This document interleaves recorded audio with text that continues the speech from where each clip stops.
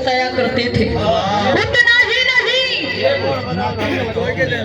हम लोग रास्ते से जाते थे हम लोगों के कमर में झाड़ू लटका दिया करते थे, आगे गले में हारी टांग दिया करते थे लोग कि आगे आगे जाएगा तो इसके पैर का निशान पीछे से मिट जाएगा और यह नीचे जमीन पे नहीं ठुकेगा, क्योंकि यह सूत्र है, हम लोग सूत्र हैं। तो इसलिए हम लोगों के गले में हाड़ी टांग दिया करते थे लोग कि उस हाड़ी में थूकेंगे हमारे पूर्वजों के। लेकिन हमारे आज जो हम लोग चल रहे हैं आजादी के साथ, हमारे बाबा साहब भीमराव अम्बेडकर जी हम लोगों के लिए बहुत से मशक्कतों को झेलकर अपनी पूरी पढ़ाई को आरंभ किए और अपनी पढ़ाई को पूरी किए। उतना ही नहीं, लिखना पड़ा कवि जी।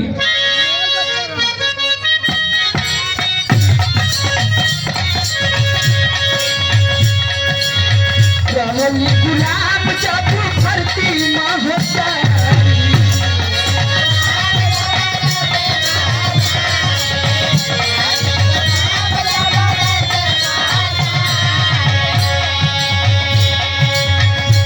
परेशान नहीं बुझली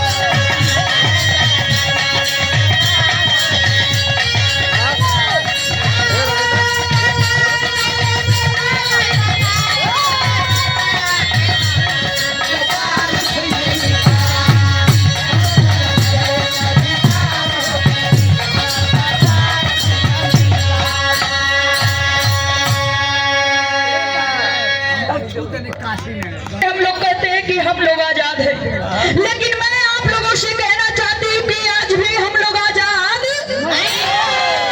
क्यों नहीं है? क्योंकि हम लोग जाति पात भेदभाव में अटके हुए हैं। फलाना चमार है उनके लगे बैठिया जन, हाउ फलाना है तो कुर्मी हमें वहाँ के लगे जइहा जन, फलाना अहिर हमें उनसे बात जन करिए। मनो ये जाति पात भेदभाव के चक्कर में हमने फसल बड़ी जाए। ये हमारे बाबा साहब भीमराव अम्बेडकर जी जिस समय महातालाब की लड़ाई छिड़ी हुई थी, उस समय हमारे बाबा साहब भीमराव अम्बेडकर जी केवल एकता के बल पर इस लड़ाई को जीते थे। आज भी हम लोग एकजुट हो जाए, एकता बना ले, तो आज भी हम लोग हर लड़ाई को जीत सकते हैं। लेकिन कहना बा कवि जी,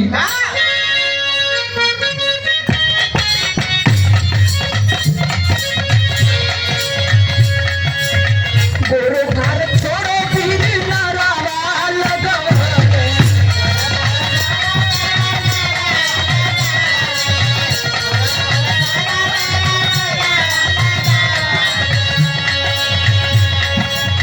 कानून व्यवस्था देगा गोरे धर्म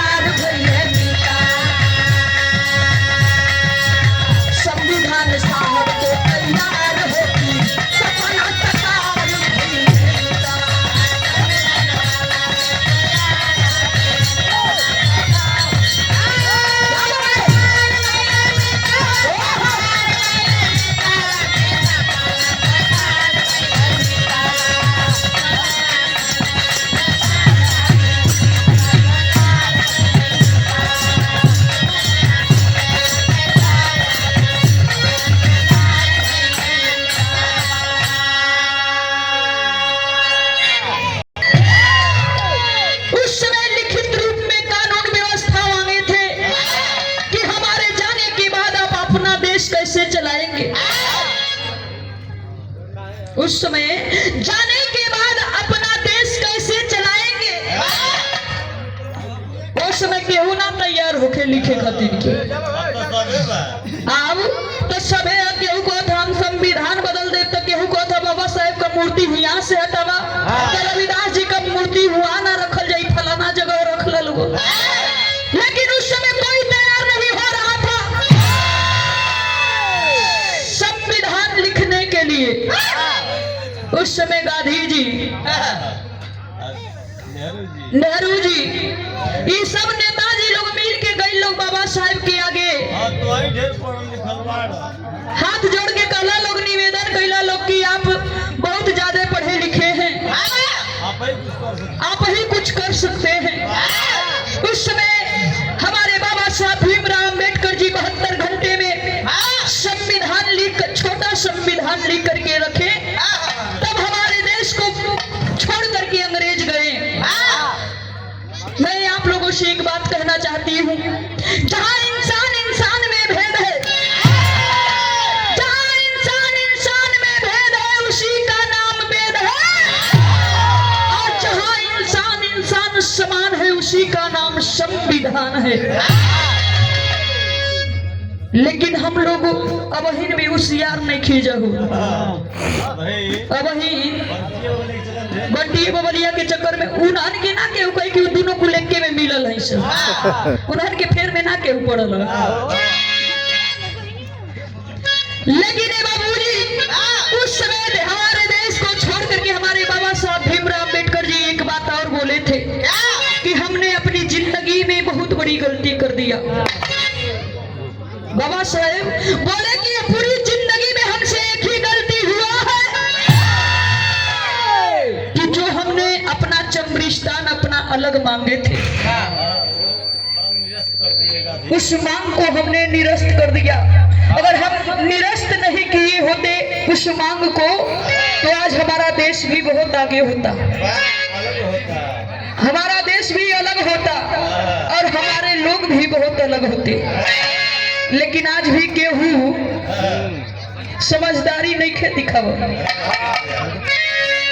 लास्ट में लिखे पड़ल कवि जी,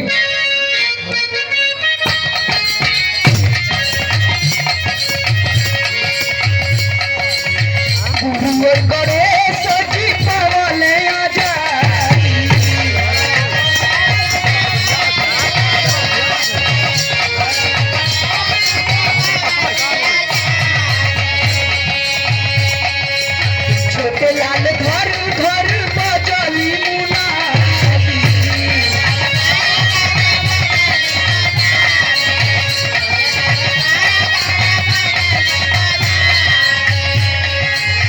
अरे छोटे लाल घर घर बजली मुनादी की सपना सकार भइले मितवा,